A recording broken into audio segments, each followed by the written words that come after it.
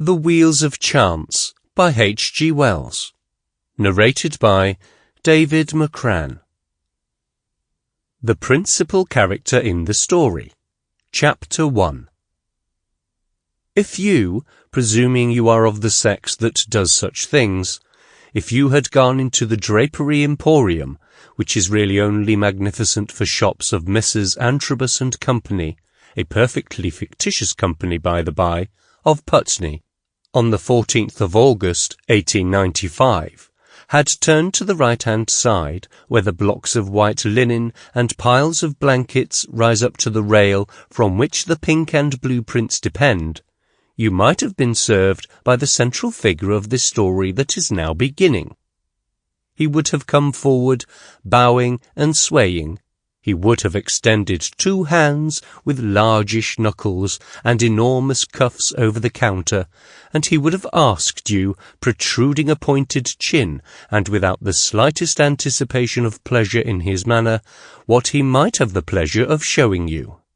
Under certain circumstances, as for instance, hats, baby linen, gloves, silk, lace or curtains, he would simply have bowed politely and with a drooping expression, and making a kind of circular sweep, invited you to step this way, and so led you beyond his ken.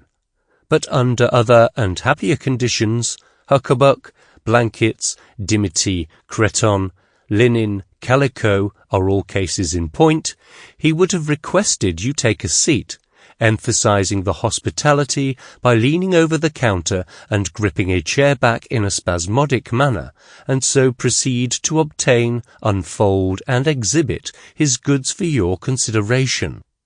Under which happier circumstances you might, if an observing turn of mind, and not too much of a housewife to be inhuman, had given the central figure of this story less cursory attention. Now, if you had noticed anything about him, it would have been chiefly to notice how little he was noticeable. He wore the black morning suit, the black tie, and the speckled grey nether parts, descending into shadow and mystery below the counter, of his craft. He was of a pallid complexion, hair of a kind of dirty fairness, greyish eyes, and a skimpy immature moustache under his peaked indeterminate nose. His features were all small, but none ill-shaped. A rosette of pins decorated the lapel of his coat. His remarks, you would observe, were entirely what people used to call cliché, formula not organic to the occasion. Sample complete. Ready to continue?